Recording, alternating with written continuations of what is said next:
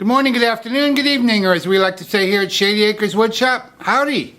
Today I have a piece of Fruitless Mulberry. This comes to us from Tuffy Marginez. Jeff has sent me many pieces of wood. This one just caught my eye and it's just beautiful, and it's what I must turn today. Look at that yellow color, all that wonderful grain, different colors in there, the bark, it's great. I am going to have to nip off this little knob here, because when my woodworm screw sits here, this hits the body of my chuck and it won't get up tight. So I am going to have to nip that off. I'll do that off camera on the bandsaw. Then I'll drill a hole for my woodworm screw and get it mounted up, and we'll be back on the lathe and turning this beautiful piece of wood. I wanted to show you something else that Tuffy sent me.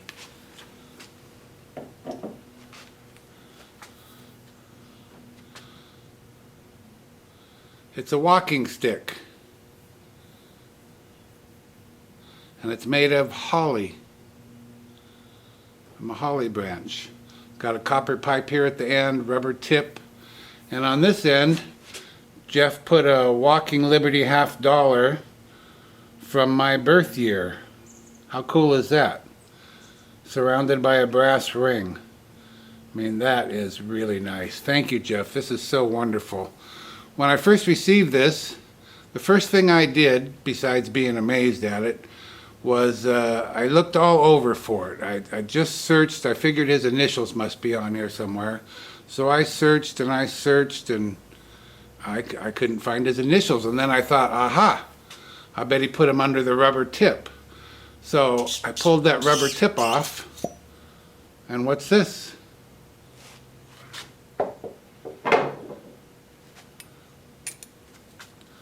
A money clip with money. How cool is that? So I'm never broke. I've got bus fare wherever I go. Brass pipe, rubber tip, money clip. Why not? Who would think of that? Jeff's a machinist, and he makes a lot of different things. And this is just one of them. And he tells me he's made many of these over the years and given them as gifts. And he made this one for me, and I'm so appreciative. Thank you, Jeff. This piece is roughly 6 by 9 by 2 inches thick. It is a little out of balance, but I turned past the wobbling, which was at about 600, and I turned it up to 1200 RPM, and it's smooth enough to cut at 1200. I don't want to touch the outer profile at all. So what I'm going to do is just come in here from the edges and flatten this off, and then I'm going to create a base around here. And I'll probably uplift these longer parts. They'll probably come up somewhat, but I'm not going to touch the outer edges any more than I have to. It'll just be a small amount here. And that will leave all the bark and all the nature on the top side, which is what we're after. Although this is a pretty cool shape in itself. It kind of looks like a leaf, but that'll still be there. So 1200 RPM, mask and face shield on, 5/8 inch bowl gouge.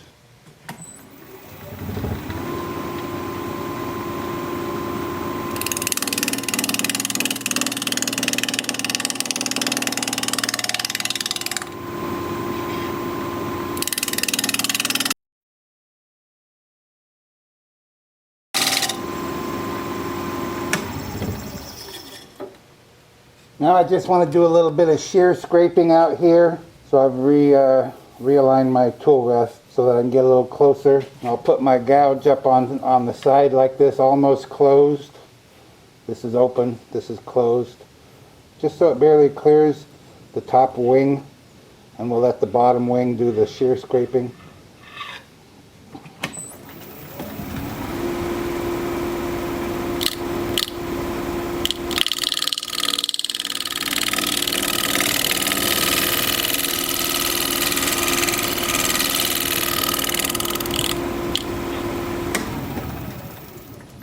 And that should give us a cleaner cut, easy to sand, and it did.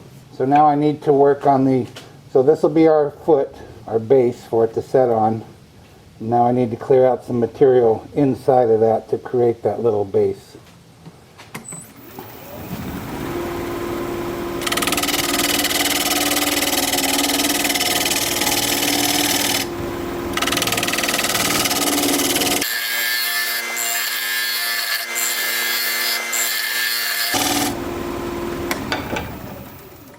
And in doing that, I've created a raised area for my tenon, which I'll mark out for now.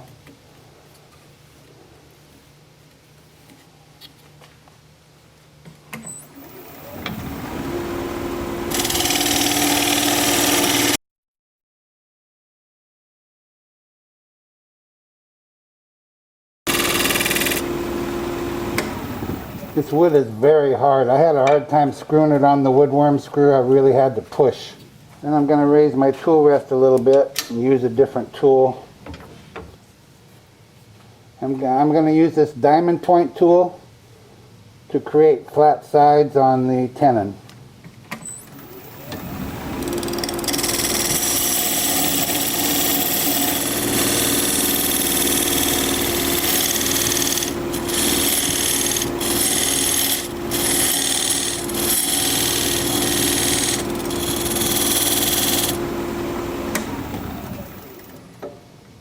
And that is the extent of the shaping on the bottom and the outside. We're done.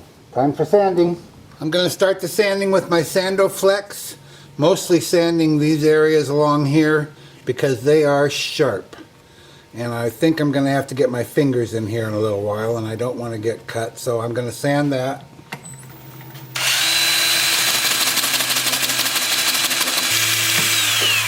And I'll have to do some just holding it as well. So that'll do a good job. That's 180 grit. Then I'm going to switch to 180 grit 2-inch sanding disc, and I'll sand this area and this area with that.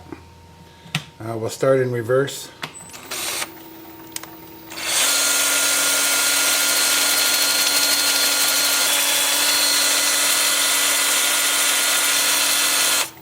It looks like that's going to do a real nice job. I'll work up through 400 grit and I'll bring you back when it's time to put some finish on this beautiful, beautiful piece of wood. I've never seen anything like this. Yellow and brown, how nice. See you in a bit. Well, the sanding was just a little bit more difficult than I thought it would be, but not too bad. Took a little longer. I had to do a lot of hand work around the base and on these outer wings. And what I did is I just peeled off the 2-inch sanding disc after I used it under power, and I just hand sanded those areas. And I'm applying Howard Feed and Wax. It just brings out the grain so beautifully. Look at that, my gosh. Are you kidding me? Is that beautiful or what? Now if you try the Feed and Wax yourself and you think it's going to look like it does right now, nice and shiny, it does not. That will go away when you buff it. It'll have a nice glow to it, but it won't be shiny. Now I'm not going to try and get the bark from this side. I'll get it from the other side. So I'm going to let this set on here for about 20 minutes. Come back out, buff it up, and I'll bring you back when it's time to start working on the inside of the piece. So beautiful. Thank you, Tuffy, for sending this. I just can't believe my good luck. Look at that. That is gorgeous, don't you think? See you in a bit. We're going to use a standard grind 5/8 inch bowl gouge that I just put a nice sharp edge on. I'm going to get my mask and face shield on. We're going to be turning at 1200 RPM.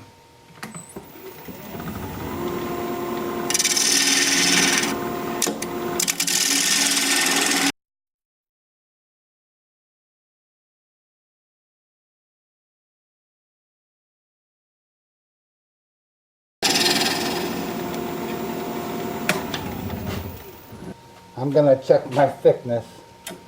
About a 1/2 inch. So we'll take it down to about a 1/4 inch.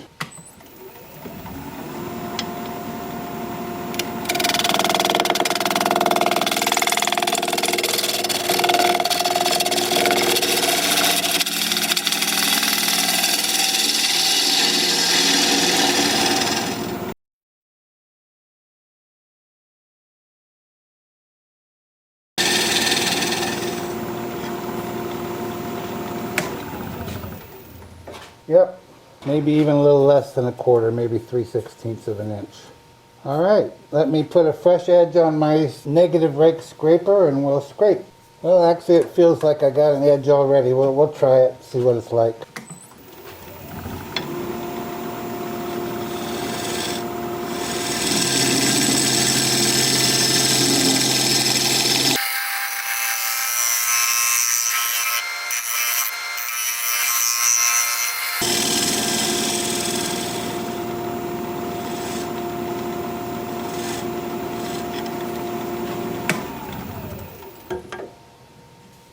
Yeah, that did a fine job.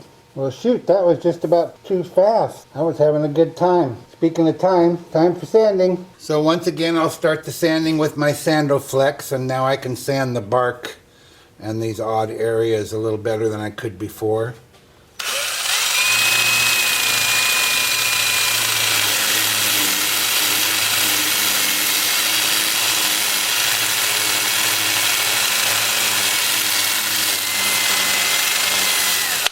That's going to work really well. And what that does is it just kind of cleans the bark and smooths it out, takes away any sharp edges like we have right here. But it doesn't change how the bark looks. Still looks just like bark. You won't see any difference, but it'll just feel so much nicer. When I'm done with that, I'll switch to my 2-inch sanding disc, starting with 180 grit. And it'll be just like before.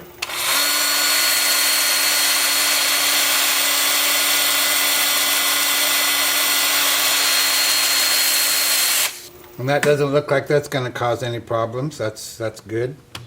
So this shouldn't take long. I'll bring you back when it's time to put some finish on the inside of the bowl and all over the bark. See you in a bit. Well, the sanding was easy peasy. It just worked out really well. No issues, no catches. A lot of times with rough edges like this, or irregular edges I should say, they're not rough. You can get a catch on your sanding disc. But that was not the case. Boy, that is beautiful. I've never seen anything like it. It's just gorgeous. Then I put some of the finish in this little can, and I've got this little acid brush, and I'm just going to brush in all of the little voids and all the bark and all that sort of thing.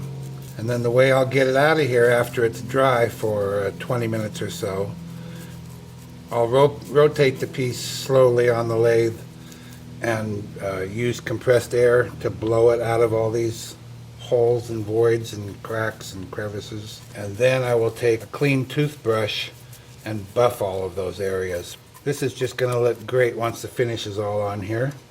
Ooh-wee baby. I'll bring you back here in just a little bit after I've got it all buffed up, and we'll remove that tenon.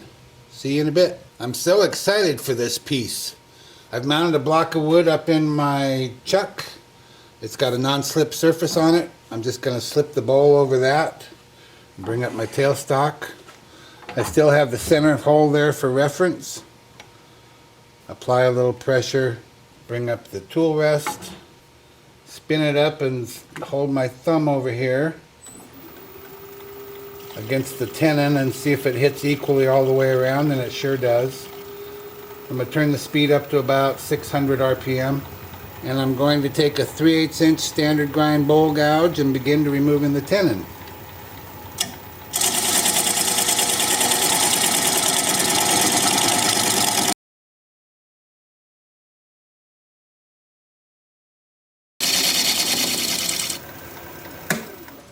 Yep, looks good. Now I'm going to get a little closer with my tool rest and raise it up just a touch. And I'm going to take that swept back bowl gouge. And I'm going to turn the speed down to about 400, and I'm going to apply the bevel of the gouge against the bottom of the bowl. Right hand on the gouge, left hand on the switch. Turning the speed down to about 200.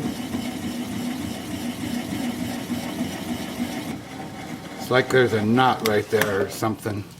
There we go.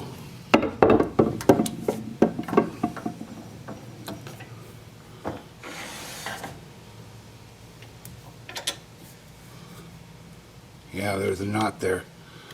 So I'll take this over to the workbench and sand it up.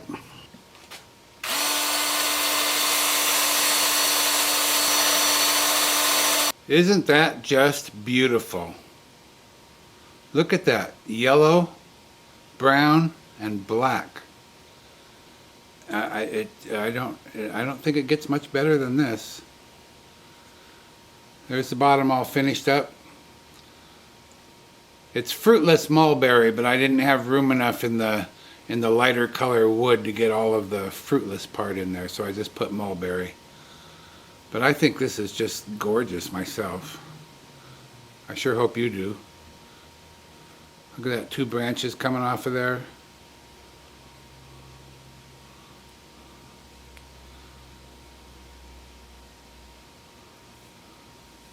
This is obviously the front to me. This piece is flawless. You won't find any torn grain. You won't find any tool marks. It's smooth as can be. It's beautiful. Thank you, Tuffy Marginez, for sending this to us for all to enjoy. If you like this video, thumbs up please. I'd sure appreciate it. If you're a subscriber, thank you very kindly. I truly appreciate that. If you're not a subscriber, you might consider becoming one. I put out regular videos about 1 a week, and I'd like to keep in touch. Your comments are always welcome, and I read all of them. So for now, this is Phil, Shady Acres Woodshop, signing off.